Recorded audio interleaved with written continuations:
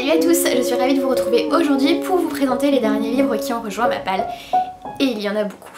J'ai organisé ça par pile, donc j'ai une pile d'achat, une pile d'emprunts médiathèque et une pile de services de presse. Je commence avec la plus petite qui est la pile d'emprunts médiathèque.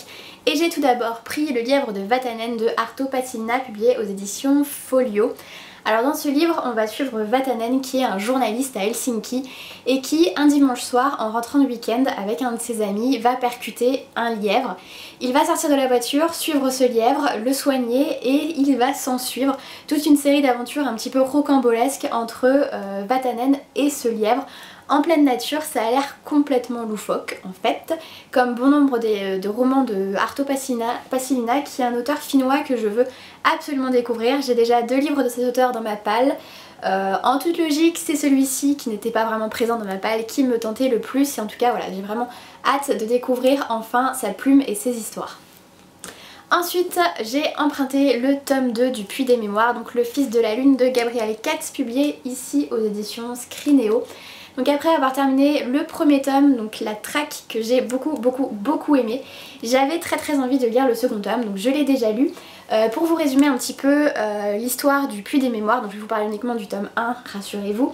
On va suivre 3 personnages, Carib, Olen et Nils, qui se réveillent en pleine montagne et qui ont perdu toute mémoire et se rendent bien vite compte qu'ils sont recherchés par tout le royaume et vu qu'ils n'ont plus de mémoire ils ne savent absolument pas pourquoi et ils vont essayer de comprendre un petit peu.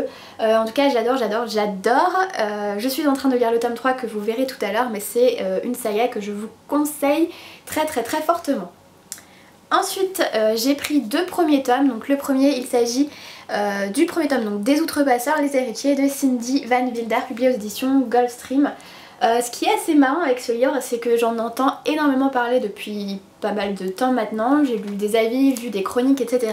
Mais pour ce qui est de son résumé ça reste hyper flou et même en lisant la 4e de couverture j'ai vraiment du mal à comprendre où ce livre va m'embarquer et peut-être que c'est ça qui m'intrigue le plus, me laisser surprendre un petit peu par l'univers de ce livre dont j'entends que des bons avis donc j'ai très hâte de m'y plonger enfin.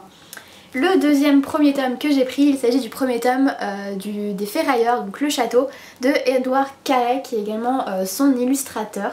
Dans ce livre on va suivre Claude qui appartient un petit peu à une ancienne famille qui vit dans un château et la particularité des membres de cette famille c'est qu'à leur naissance ils se voient associer un objet et qu'il y a un petit peu toute cette idée d'objets avec lesquels on a un lien un petit peu particulier, le fait de pouvoir entendre parler les objets par exemple. Ça me fait un petit peu penser à La Passe Miroir, Les Fiancés de l'hiver donc de Christelle Dabos, qui est une saga que je n'ai pas lue, voilà je sais, mais j'ai l'impression que c'est un petit peu le même état d'esprit avec peut-être un côté un peu creepy dans celui-ci en plus. Voilà, ça se voit bien à la couverture je pense et quand on regarde les illustrations qu'il y a à l'intérieur, c'est quand même pas super engageant. Mais c'est un style que j'aime bien et que j'ai hâte de découvrir. Voilà, pour vous en montrer une deuxième. C'est quand même assez sombre, hein. Voilà, je suis très curieuse. Et pour finir, j'ai pris un album qui est juste énorme. Il s'agit de Le Bois dormait de Rebecca d'Outremer, publié aux éditions Sarbacane. C'est vraiment pas pratique à manipuler, hein. Je sais pas trop comment ça va rendre dans l'image. Bref, c'est un album de Rebecca d'Outremer, moi ça me suffit, j'adore ce qu'elle fait, j'adore son travail. Je ne sais pas vraiment de quoi il parle, je sais pas trop s'il y a un lien avec La Belle au bois dormant, j'ai pas cherché à en savoir davantage, mais visuellement il est juste superbe. Je me répète mais comme à chaque fois avec le travail de Rebecca d'Outremer. Elle a un trait assez particulier mais que personnellement j'adore, c'est vraiment pas pratique à manipuler. Voilà, avec ses planches aussi où il y a vraiment assez simple et minimaliste. J'ai hâte de m'y plonger et je suis quasiment sûre que je ne serai pas déçue. Je continue avec ma pile d'achat qui est peut-être un petit peu trop grande et je commence en vous parlant d'un livre qui n'est pas vraiment un livre et il s'agit de Vegan, donc une revue contre-culturelle. Oh, c'est la première fois que j'arrive à dire contre-culturelle du premier coup, c'est quand même pas mal. Donc il s'agit du numéro 1 printemps-été 2017 et c'est publié aux éditions La Plage. Alors comme je vous le disais c'est pas vraiment un livre puisque c'est plus une revue avec vraiment le style revue avec des articles assez divers et variés. Donc voilà pour vous montrer un petit peu. Je vais pas forcément m'attarder davantage sur ce livre qui n'est pas vraiment un livre dans cette vidéo puisque j'ai pour projet d'écrire un article sur tout ce qui est revue, magazine. Ça fait un petit moment que je l'ai commencé mais j'ai vraiment la foi et l'espoir de finir par le terminer bientôt. En tout cas si c'est une thématique qui vous intéresse, il est vraiment très bien fait et il est aussi visuellement hyper réussi. Ensuite j'ai le même jour acheté beaucoup trop de livres, mais c'est uniquement des poches donc on va dire que ça va à peu près. Tout d'abord les deux premiers c'est à cause, ou grâce, on va dire grâce à la vidéo de Lemon June sur la culpabilité que je les ai pris. Et tout d'abord j'ai pris Frankenstein de Mary Shelley publié aux éditions Le Livre de Poche. Frankenstein j'en ai beaucoup entendu parler, j'ai beaucoup lu à son sujet mais généralement dans des adaptations de l'histoire originelle. Je n'ai jamais lu l'histoire originelle et du coup je me sens pas forcément hyper familière avec ce texte et cette histoire qui est plus ou moins connue de tous. En tout cas je me fais une joie d'enfin découvrir la vraie histoire de Frankenstein. Et le deuxième livre que j'ai pris grâce à sa vidéo, il s'agit de 24 heures dans la vie d'une femme de Stefan Zweig, publié aux éditions Folio Classique. Donc dans ce livre on va suivre une femme bourgeoise assez âgée, ou en tout cas adulte on va dire, qui va avoir un coup de foudre pour un jeune homme qui est un petit peu perdu par la fièvre du jeu et qui va tout laisser tomber pour le suivre. Donc l'auteur va nous raconter ici comment 24 heures vont totalement bouleverser la vie d'une personne. C'est un auteur que je veux absolument découvrir depuis des années et des années et je sais pas pourquoi j'attends encore et encore.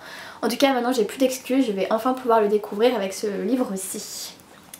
Le même jour j'ai également pris deux livres que je vais rapidement vous présenter. Il s'agit de Femme réveille-toi de Olympe de Gouges publié aux éditions Folio, ainsi que Cher Ijawale ou un manifeste pour une éducation féministe de Chimamanda Ngozi Adichie publié aux éditions Gallimard. Je vous les présente très rapidement parce que j'ai fait une vidéo pour vous en parler, donc c'est ma vidéo 3 essais sur le féminisme que je vous mettrai en barre d'informations sous la vidéo. Si vous voulez en savoir davantage sur ces deux petits essais qui sont vraiment tout petits sur le féminisme, je vous invite à aller y jeter un coup d'œil. Et enfin ce jour-ci j'ai encore pris L'île au trésor de Stevenson publié aux éditions Le Livre de Poche. Après avoir lu Long John Silver que j'ai beaucoup aimé, mais il me manquait voilà dans ce livre l'histoire de l'île au trésor, puisqu'il y a vraiment des références à cette histoire dans Long John Silver, histoire que je ne connaissais pas du tout. Donc je me fais une joie d'enfin découvrir cette lutte pour retrouver le trésor amassé par Flint, redoutable pirate qui est mort avec son secret, avec le secret de l'emplacement de ce trésor. Voilà, j'ai vraiment hâte de le lire et je pense que ça sera très très vite lu. Et donc pour finir ce jour là du coup j'ai reçu pour l'achat de 2 folios Le songe de Mono Motapa de Jean Bertrand. Il me semble que c'est Jean Bertrand. Oui, Jean-Bertrand Pontalis, donc publié aux éditions Folio. Je sais qu'il parle d'amitié mais c'est à peu près tout. C'est vrai que du coup c'est pas forcément ma priorité, je me suis pas attardée dessus, mais si un jour je suis à court de lecture, ce qui je pense ne risque pas d'arriver, je pourrais me pencher sur celui-ci davantage. Ensuite, je vous présente 2 autres livres que j'ai achetés tout récemment cette fois-ci. Tout d'abord, il s'agit du 3e tome du Puits des Mémoires, donc Les Terres de Cristal, de Gabriel Katz aux éditions Pocket.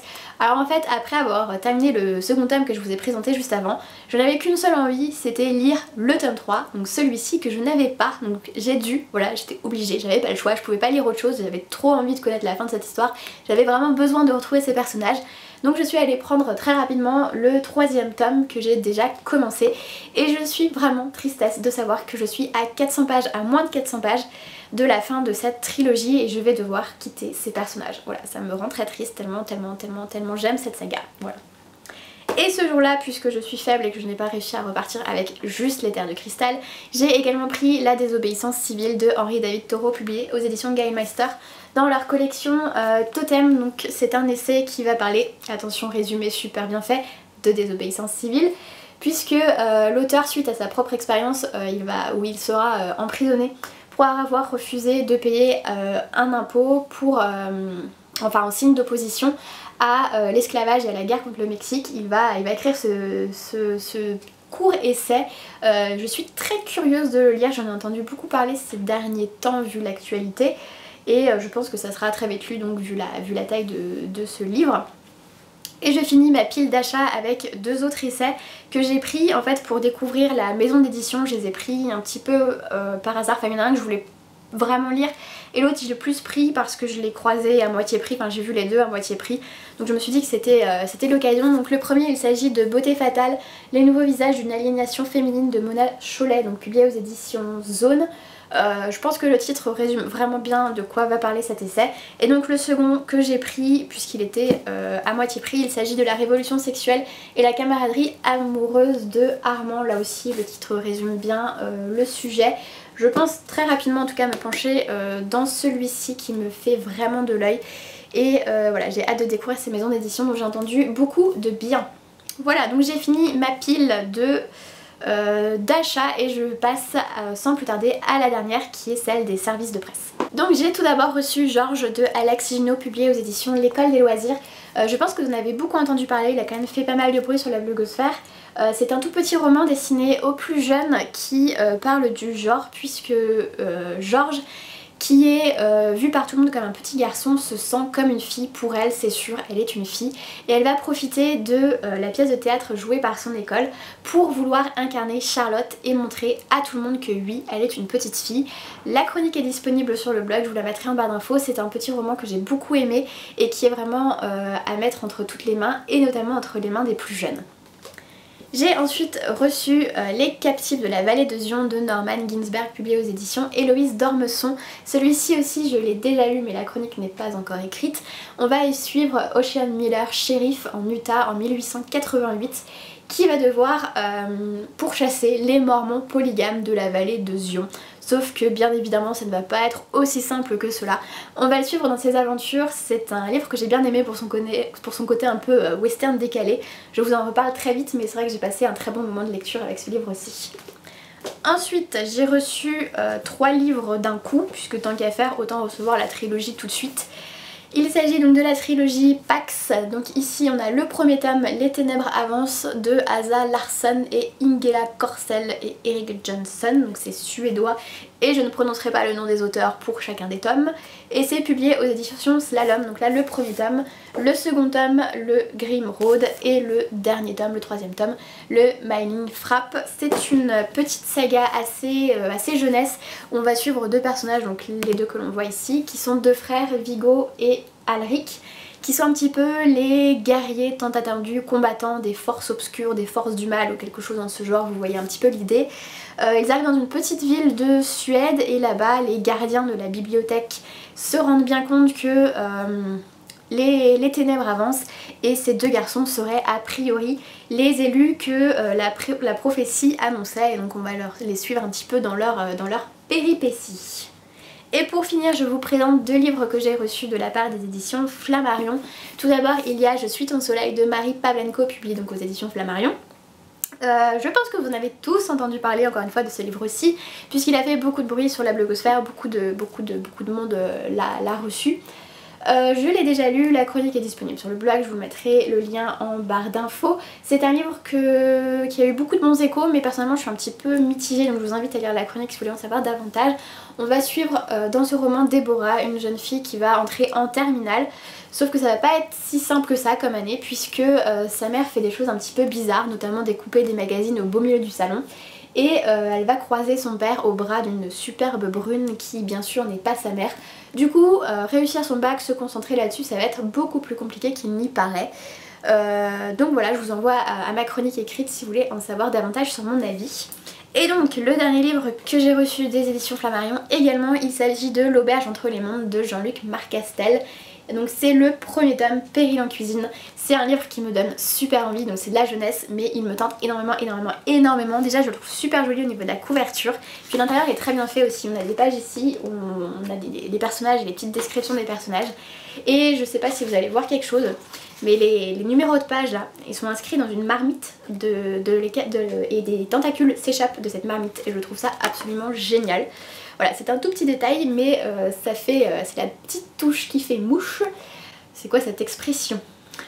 Donc pour ce qui est de son résumé, on y suit Nathan et Félix, son meilleur ami, qui sont engagés pour l'été dans une auberge un petit peu perdue au milieu de la nature.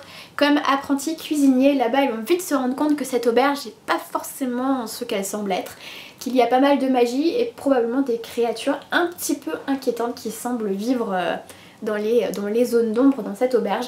Ça sera, je pense, ma prochaine lecture, en tout cas j'ai très hâte de le découvrir. Donc voilà, j'arrive à cette vidéo qui était somme toute assez longue, dans laquelle il y a eu beaucoup de livres, mais bon quand même, hein, une bonne partie est déjà lue, donc c'est pas si mal que ça. N'hésitez pas à me conseiller certains de ces livres, lesquels vous avez particulièrement aimé. Je suis toujours ravie de lire vos retours sous mes vidéos. Je vous retrouve normalement très vite pour vous parler point lecture jeunesse. Et je vous fais à tous de très gros bisous.